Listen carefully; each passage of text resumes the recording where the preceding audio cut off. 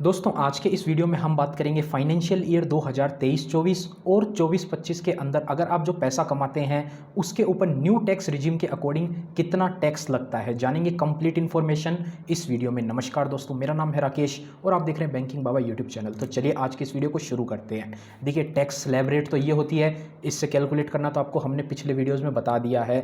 Old versus new में से कौन सी रिजीम बेस्ट है उसके बारे में भी हमने काफ़ी सारे वीडियोज़ बना दिए हैं। इस वीडियो में हम बात करेंगे स्लैब रेट के अकॉर्डिंग और साथ ही साथ देखिए जो बिजनेस इनकम होती है, जो सैलरी इनकम होती है, जो हाउस प्रॉपर्टी से रेंटल इनकम होती है, सभी की अलग अलग अपन कैलकुलेशन समझेंगे। और काफ़ी सारे लोगों को इसके बारे में जानकारी नहीं होती कैपिटल गेन पे कैसे टैक्स लगता है। देखिए शेयर मार्केट से या प्रॉपर्टी वगैरह आपने सेल करी है तो उसके ऊपर टैक्स अलग लगता है, वहाँ पे स्लैब रेट के अकॉर्डिंग टैक्स नहीं लगता है। और साथ ही साथ यहाँ पर अदर इनकम में कैजुअल इनकम का ऑप्शन होता है, उस पर भी टैक्स जो है वो अलग रेट से लगता है। तो जानेंगे कंप्लीट इन्फॉर्मेशन और कैलकुलेटर भी अपन देखेंगे, कैलकुलेशन भी समझेंगे। ये देख सकते हैं आपको ये कैलकुलेटर जो है वो मिल जाएगा। यहाँ पर आपको केवल 4 या 5 कॉलम में अपने फिगर डालने हैं और ऑटोमेटिक यहाँ पर आपका टैक्स अमाउंट कैलकुलेट होकर आ जाएगा। तो चलिए सबसे पहले बात कर लेते हैं स्लैब रेट की। तो जैसा कि आपको पता होगा 3 लाख रुपए तक की आपकी इनकम टैक्स फ्री होती है, उस पर कोई भी टैक्स नहीं लगता है, नील रेट होती है। 3 लाख से 6 लाख रुपए तक की इनकम पे 5% का टैक्स लगता है। यानी कि आपकी इनकम अगर देखिए 5 लाख रुपए है तो 5 लाख रुपए में से 3 लाख रुपए तक तो कोई टैक्स नहीं लगेगा, जीरो। 3 लाख से ऊपर कितनी है 2 लाख, तो 4 लाख 5 लाख 2 लाख की जो इनकम है उस पर 5% का टैक्स लगेगा, यानी कि 10,000 रुपये का आपका टैक्स हो जाएगा 5 लाख की इनकम पे। लेकिन यहाँ पे आपको मिल जाती है रिबेट। यानी कि रिबेट कब मिलती है, इसमें 2 कंडीशन चेक की जाती है। आपकी इनकम 7 लाख से कम होनी चाहिए और आपकी जो टैक्स लाइबिलिटी आ रही है वो 25,000 से कम आनी चाहिए, तो आपको रिबेट मिल जाएगी 25,000 तक की।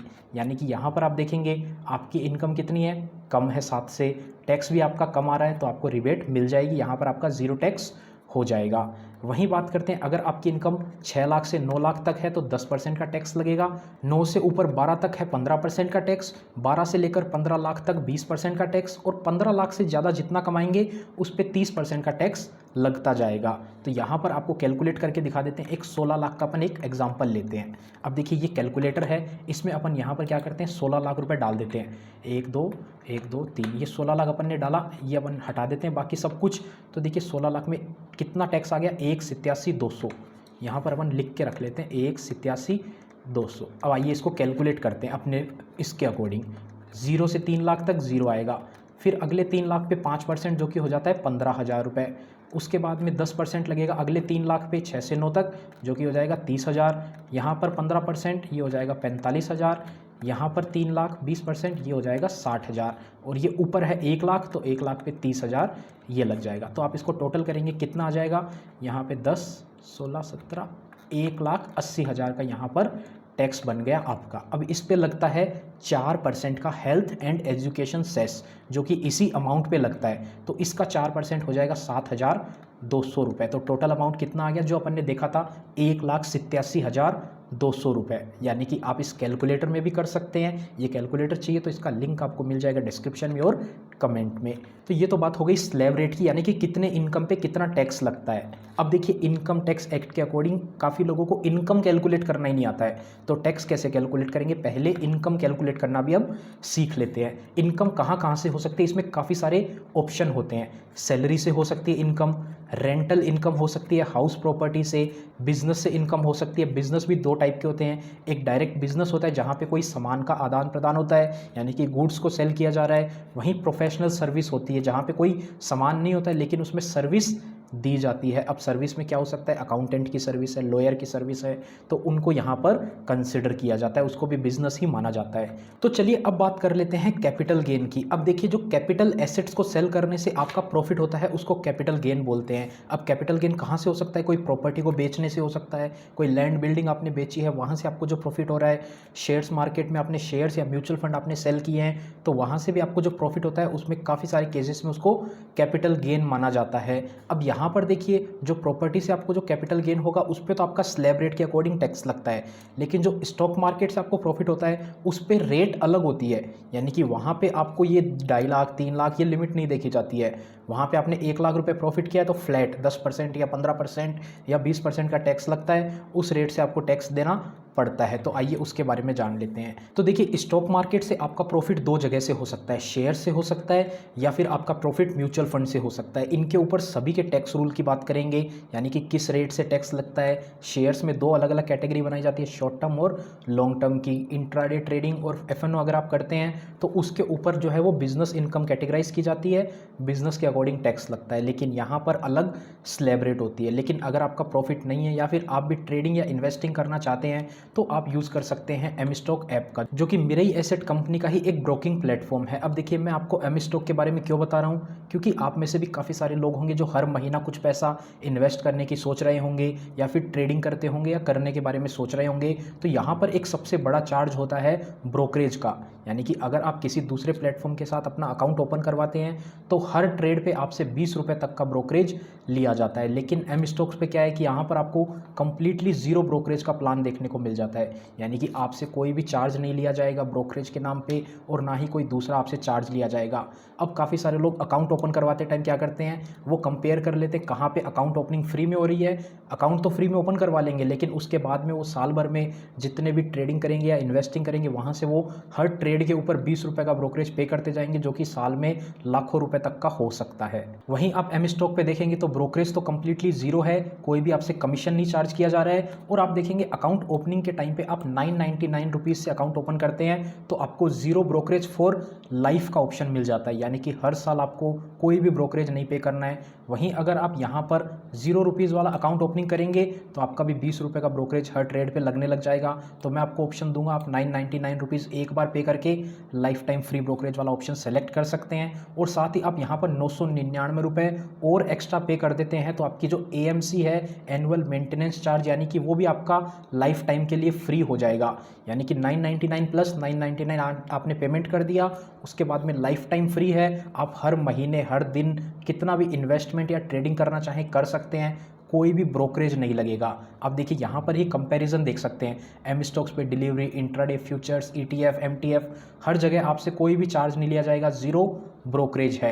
अब आप वहीं पे आप दूसरे फुल सर्विस ब्रोकर या डिस्काउंट ब्रोकर देखेंगे तो 20 रुपये तक का, जैसा कि आपको बताया, आपसे ब्रोकरेज चार्ज लिया जाता है, जो कि आप कैलकुलेट करके देखेंगे ना कितना होता है। तो वहीं आप देखेंगे साल में अगर आप डेली बेसिस पे 25 ट्रेड लेते हैं तो डेली का 500 रुपये ब्रोकरेज बनता है, जो कि एक साल का लगभग 1,20,000 रुपये का ब्रोकरेज बनता है। अब अपन ने अज्यूम किया है 20 रुपये अपना पर लॉट का ब्रोकरेज है, अपन ने 25 ट्रेड डेली की काउंट करी तो 500 रुपये रोज का, और जो महीने में अपन ने 20 ट्रेडिंग डेज काउंट करे हैं और साल भर का आप एस्टिमेट करेंगे तो 1,20,000 रुपये का आपका ब्रोकरेज बन जाता है। तो अगर आप हैवीली बेसिस पे ट्रेड करते हैं तो इतना ब्रोकरेज आप पे कर देंगे। अगर आप कम भी ट्रेड करेंगे ना तो भी आप देखेंगे एक टाइम का 999 हमेशा बेटर ऑप्शन रहेगा। इसके अलावा एम स्टॉक पे आपको MTF की फैसिलिटी भी मिल जाती है 6.99% के इंटरेस्ट रेट से। इफेक्टिवली आप डेली का इंटरेस्ट रेट देखेंगे ना तो 0.0192% होता है, जो कि बहुत ही कम है। बाकी मार्केट रेट आप देखेंगे 12% का interest rate on an average market का चल रहा है। और एम स्टॉक के जर्नी की बात करें तो देखिए 1 साल से ज़्यादा समय हो चुका है इसको, 8.5 लाख से यूज़र ज़्यादा यहाँ पे ज्वाइन हो चुके हैं। ऐप की रेटिंग जो है 4 स्टार की आपको देखने को मिल जाएगी। 145 करोड़ से भी ज़्यादा का ब्रोकरेज जो है केवल 1 साल के अंदर यूज़र्स ने सेव किया है। और रिटेल क्लाइंट होल्डिंग भी आप देख सकते हैं 3800 से ज़्यादा करोड़ की हो चुकी है। वहीं पे ट्रेड जो है 40 करोड़ से ज़्यादा सक्सेसफुल ट्रेड जो है एम स्टॉक ऐप के ऊपर प्लेस की जा चुकी है। यूज़र इंटरफेस और ट्रेडिंग एक्सपीरियंस की बात करें तो यहाँ पे आपको 1 click super fast order placement, super fast order execution इन 1 क्लिक, साथ ही साथ वॉइस सर्च से आप स्टॉक भी फाइंड कर सकते हैं। और यहाँ पे प्री डिजाइंड आपको इंडाइसेस की बास्केट भी देखने को मिल जाती है। और मिरेई एसेट एज ए कंपनी की बात करें तो इनको 15 से भी ज़्यादा साल का मार्केट में एक्सपीरियंस है। तो अगर आप भी अपनी ट्रेडिंग और इन्वेस्टिंग जर्नी स्टार्ट करना चाहते हैं तो डाउनलोड कर सकते हैं एम स्टॉक ऐप को, जिसका लिंक मैंने आपको डिस्क्रिप्शन में दे दिया है। तो चलिए वीडियो में आगे बढ़ते हैं। तो चलिए अब बारी बारी से सबको समझ लेते हैं। सैलरी में आपकी सैलरी से इनकम हो सकती है, पेंशन से इनकम हो सकती है। जो आपकी इनकम है उस पर आपको 50,000 रुपये की स्टैंडर्ड डिडक्शन मिल जाती है, वो आपको नेट माइनस कर देना है। उसके बाद में आपकी जो है टैक्सेबल सैलरी आ जाएगी, रेंटल इनकम होती है, यानी कि आपकी कोई लैंड या बिल्डिंग है, कोई आपका फ्लैट है, कोई घर है जहाँ से आपने किराए पर दे रखा है और वहाँ से आपको इनकम हो रही है, तो उस पर आपको रेंट इनकम मिलती है, वो भी आपके लिए टैक्सेबल होती है। स्लैब रेट के अकॉर्डिंग चलता है ये सारा काम। अब यहाँ पर देखिए, अगर कोई ऐसी प्रॉपर्टी है जो आपने लोन पर ले रखी है और उसको आपने किराए पर दे रखा है, वहाँ से आपको किराया आ रहा है, तो उस कंडीशन में आपको जो है इंटरेस्ट अमाउंट आप जो पे करेंगे ना लोन पर, उसका बेनिफिट भी मिल जाता है। मैक्सिमम 2 लाख रुपए तक का आप डिडक्शन हर साल ले सकते हैं, जिस साल भी आप इंटरेस्ट पे कर रहे हैं। उसके बाद में बात करते हैं बिजनेस और प्रोफेशन इनकम की। अब देखिए यहाँ पर 2 ऑप्शन होते हैं, बिजनेस और प्रोफेशनल सर्विस आप देते हैं। तो देखिए गवर्नमेंट ने क्या बोला है, अगर आप एक छोटा बिजनेस करते हैं जिसका टर्नओवर जो है साल भर का 2 करोड़ से कम का है, यानी कि आप जो माल बेचते हैं सेल्स वो 2 करोड़ से कम की है, तो आपको जो है ज़्यादा डॉक्यूमेंट वगैरह मेंटेन करने की ज़रूरत नहीं है। आपकी जितनी भी सेल है ना, उसका आप 8% जो है वो प्रॉफिट डिक्लेयर कर दो। प्रॉफिट डिक्लेयर करना है, यानी कि आपका कोई बिजनेस था, उसमें आपका कितना 1 करोड़ का सेल्स हुआ, तो 1 करोड़ के सेल्स को आपने 8%, कम से कम आपको 8% डिक्लेयर करना है। ज़्यादा करना चाहते हैं ज़्यादा कर सकते हैं। लेट्स से आपने 1 करोड़ का माल बेचा, तो उसमें आपको 8 लाख रुपए आपने प्रॉफिट दिखा दिया। अब इस 8 लाख के ऊपर ही आपको टैक्स देना है। अगर आपकी सेल्स 2 करोड़ से कम है तो आप ये बेनिफिट ले सकते हैं। वहीं अगर आप एक प्रोफेशनल सर्विस देते हैं, जैसे कि बताया था आपको, अकाउंटेंट है, कोई प्लम्बर है, कोई भी किसी भी प्रकार की आप सर्विस देते हैं, फ्रीलांसिंग वर्क करते हैं आप, तो उस कंडीशन में आपकी जो ग्रॉस रिसिप्ट है, आपके पास जो पैसा है वो 50 लाख रुपए तक आया है ना, तो गवर्नमेंट बोलती है आप इसमें अकाउंट वगैरह मेंटेन मत करो, फाइनेंशियल स्टेटमेंट बनाने की कोई ज़रूरत नहीं है। आपका कम है, छोटा बिजनेस है, तो आप 50% अपनी इनकम डिक्लेयर कर दो। यानी कि आपने साल भर में क्या किया, 40 लाख रुपए आपको ग्रॉस रिसिप्ट मिली, जो पैसा आपने कमाया। क्योंकि ये कमाने के लिए आपने कुछ खर्चा भी किया होगा, या तो आप बैलेंस शीट बना के पूरे डॉक्यूमेंट मेंटेन करो, कितना खर्चा हुआ, प्रॉफिट एंड लॉस बनाओ, उसमें से प्रॉफिट निकालो, या आप गवर्नमेंट बोलती है डायरेक्ट कम से कम 50% आप प्रॉफिट डिक्लेयर कर दो, यानी कि आपका 40 में से 20 लाख रुपए आपकी इनकम हो जाएगी, आपको प्रॉफिट बता देना है। अब 20 लाख रुपए के ऊपर ही आपको टैक्स देना है। ये कंडीशन आपको मिल जाती है बिजनेस एंड प्रोफेशन के अंदर। अगर आप ये कंडीशन नहीं लेना चाहते हैं, आप डायरेक्ट पूरी तरह से अपने फाइनेंशियल स्टेटमेंट बनाओ, जितना प्रॉफिट हुआ है वो एक्चुअल में दिखा सकते हो। ये कब किया जाता है एक्चुअल, जब आपका टर्नओवर 2 करोड़ से भी कम है, तो आपका प्रॉफिट अगर आप 8 लाख भी नहीं बनाना, आप बोल रहे हैं कि 8 लाख भी क्यों दूं मैं इस पे टैक्स, तो आप फाइनेंशियल स्टेटमेंट बनवा सकते हैं, एक्चुअल आपका प्रॉफिट निकल जाएगा। अगर आपका बिजनेस बड़ा है, 2 करोड़ से ज़्यादा का टर्नओवर करते हैं, तो आपको फाइनेंशियल स्टेटमेंट पूरे बनाने ही पड़ेंगे। इसमें एक और कंडीशन दी गई है, यानी कि आपका जो बिजनेस है वो पूरी तरह से ऑनलाइन है। ऑनलाइन मतलब जो पेमेंट आप रिसिप्ट करते हैं वो पूरी तरह से ऑनलाइन है। कुल 95% पेमेंट आपका ऑनलाइन आता है, कोई 5% 2-4% आपका जो है वो ऑफलाइन आ जाता है, यानी कि बैंक मोड के अलावा कैश से आता है। तो उस कंडीशन में आपकी ये जो 2 करोड़ की लिमिट है, ये 2 करोड़ की लिमिट को 3 करोड़ कर दिया गया है, और 50 लाख की जो लिमिट है उसको 75 लाख रुपए कर दिया है, जब आपका पेमेंट है वो ऑनलाइन तरीके से आता है। तो उम्मीद करते हैं आपको बिजनेस की इनकम कैलकुलेट करनी आ गई होगी, और इनकम पे जो टैक्स है वो स्लैब के अकॉर्डिंग लगता है, जो ऑलरेडी आपको बता दिया। अब बात कर लेते हैं शेयर्स के कैपिटल गेन पे कैसे टैक्स लगता है। तो देखिए, शॉर्ट टर्म और लॉन्ग टर्म 2 कैटेगरी बनाई गई है, यानी कि आप किसी शेयर्स को 12 महीने से पहले ही बेच देते हैं, शॉर्ट टर्म 12 महीने से ज़्यादा आपने उसको रख लिया तो लॉन्ग टर्म वो कंसिडर किया जाता है। यहाँ पर आपका जो टैक्स है वो लगता है प्रॉफिट के ऊपर, कितना लगता है, फ्लैट 15% लगता है। आपने 1 साल में प्रॉफिट कमाया, रियलाइज्ड प्रॉफिट पे टैक्स लगता है, यानी कि आपने शेयर्स को बेचा है तभी टैक्स लगेगा। बेचा नहीं है, आपके पास पड़े हैं, तो उस पर टैक्स नहीं लगता है, 15% लगेगा। 1 लाख का आपको प्रॉफिट हुआ तो 1 लाख पे 15% आप कैलकुलेट करेंगे तो 15,000 का आपका जो है वो प्रॉफिट आ जाएगा। यहाँ पर स्लैब रेट का टैक्स एप्लीकेबल नहीं होता है। लॉन्ग टर्म की बात करें तो यहाँ पर आपको 10% का टैक्स लगता है। 1 लाख रुपए की आपको यहाँ पे बेनिफिट मिलता है स्टार्टिंग लिमिट पे, यानी कि साल में आपने 1 लाख रुपए ही प्रॉफिट किया लॉन्ग टर्म कैपिटल गेन से, तो आपको कोई भी टैक्स नहीं देना है। 1,10,000 रुपए किया, 1.1 लाख रुपए, तो 10,000 रुपए पे आपको 10% का टैक्स देना है, जो कि 1,000 रुपए बनता है। ये आपका स्लैब रेट के अकॉर्डिंग चार्ज नहीं होता है। तो ये तो बात हो गई शेयर्स के प्रॉफिट की। अब बात कर लेते हैं म्यूचुअल फंड के प्रॉफिट की। तो यहाँ पर 3 कैटेगरी बनाई गई है mainly. Equity oriented mutual fund, जिसमें इक्विटी का इन्वेस्टमेंट जो है वो 65% से ज़्यादा होता है। डेट ओरिएंटेड म्यूचुअल फंड, जहाँ पे डेट जो इन्वेस्टमेंट है वो 65% से ज़्यादा है। और डेट फोकस्ड हाइब्रिड फंड, जहाँ पे डेट का इन्वेस्टमेंट 40 से लेकर 60% के बीच में होता है। तो यहाँ पर अलग अलग कैटेगरी के हिसाब से टैक्स लगता है। इक्विटी का तो सेम होता है जो अपन ने इक्विटी शेयर्स की बात करी। यहाँ पर शॉर्ट टर्म लॉन्ग टर्म दोनों के रूल सेम होते हैं। 12 महीने होल्डिंग पीरियड को ही जो है वो शॉर्ट टर्म माना जाता है, 12 महीने से ज़्यादा होती है उसको लॉन्ग टर्म माना जाता है। तो इसकी बात अपन ऑलरेडी कर चुके हैं। अब बात कर लेते हैं डेट ओरिएंटेड म्यूचुअल फंड और हाइब्रिड म्यूचुअल फंड जो डेट फोकस्ड होते हैं। यहाँ पर जो है 36 महीने का पीरियड यानी कि 3 साल का पीरियड कंसिडर किया जाता है शॉर्ट टर्म और लॉन्ग टर्म के लिए। तो यहाँ पर तो देखिए शॉर्ट टर्म और लॉन्ग टर्म जो है वो 36 महीने होगा, लेकिन यहाँ पर स्लैब रेट के अकॉर्डिंग टैक्स लगता है। डेट ओरिएंटेड म्यूचुअल फंड में स्लैब रेट यानी कि जो अभी अपन ने बात करी थी ना पहले, वो ही लगते हैं। डेट फोकस्ड हाइब्रिड फंड जो होते हैं ना, यहाँ पर क्या होता है, जो शॉर्ट टर्म है उसमें तो आपका स्लैब रेट लगेगा, जो लॉन्ग टर्म प्रॉफिट है ना उस पर आपका लगेगा 20% का टैक्स।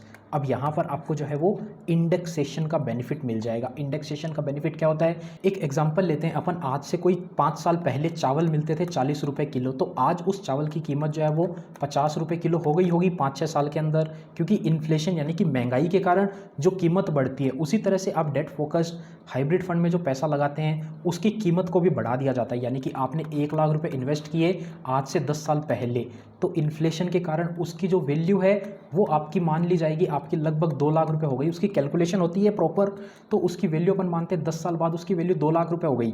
और 1 लाख रुपए आपने जो इन्वेस्ट किए थे ना, इसका आज के टाइम में वैल्यू हो गया, आप इसको जो सेल कर रहे हैं मार्केट में तो आपको 3 लाख रुपए मिल रहे हैं। तो आपका जो प्रॉफिट है वो 1 लाख रुपए ही हुआ, क्योंकि वैल्यू ही आपकी 2 लाख रुपए मानी जाएगी। इंडेक्सेशन का बेनिफिट ये माना जाता है, जिससे आपको 1 लाख रुपए के ऊपर ही टैक्स पे करना पड़ेगा। तो उम्मीद करते हैं आपको शेयर्स और म्यूचुअल फंड का कैसे प्रॉफिट कैलकुलेट किया जाता है वो समझ में आया होगा, और साथ ही उस पर टैक्स भी कैसे कैलकुलेट होता है न्यू टैक्स रिजीम के अकॉर्डिंग। अब देखिए मानते हैं आपका कोई प्रॉफिट जो है वो 10% के स्लैब में आता है, कोई 15% में आता है, तो यहाँ पर आप वो भी डाल सकते हैं इस कैलकुलेटर के अंदर। आप यहाँ पर डालेंगे 1 लाख रुपए अगर आपका प्रॉफिट हुआ तो 1 लाख रुपए के ऊपर का अमाउंट आपको डालना है। तो यहाँ पर अगर आपका 2 लाख प्रॉफिट हुआ तो 1 लाख डालेंगे, अगर 1 लाख प्रॉफिट हुआ तो आप यहाँ पे कुछ भी मत डालिए, बाकी आप अपनी इनकम डाल लीजिए, सारे ऑप्शन मिल जाएंगे। जो लोन का इंटरेस्ट आप पे कर रहे हैं रेंटल प्रॉपर्टी पे, वो अमाउंट यहाँ आप डाल सकते हैं। 2 लाख रुपए तक का बेनिफिट यहाँ से ले सकते हैं। स्टैंडर्ड डिडक्शन का 50,000 रुपये यहाँ डाल सकते हैं अगर आपकी इनकम सैलरी से या पेंशन से है तो ही। उसके अलावा अगर आपकी इनकम बिजनेस से है तो यहाँ आपको कुछ नहीं डालना है। शॉर्ट टर्म कैपिटल गेन जो है आपका, वो अमाउंट यहाँ पर आपको डालना है। अपन यहाँ डाल देते हैं 10,000, तो आप देखेंगे तो आपका टोटल टैक्स कैलकुलेट आ गया। 16 लाख रुपए आपकी सैलरी थी, 1 लाख रुपए 16 लाख सैलरी थी अगर आपकी, तो स्टैंडर्ड डिडक्शन भी आपको 50,000 मिल जाएगी। तो आप ये देखेंगे टोटल ऑटोमेटिक कैलकुलेट हो जाएगा आपका income tax new tax regime के अकॉर्डिंग। 1,83,560 रुपये आपका टैक्स कैलकुलेट हो जाएगा।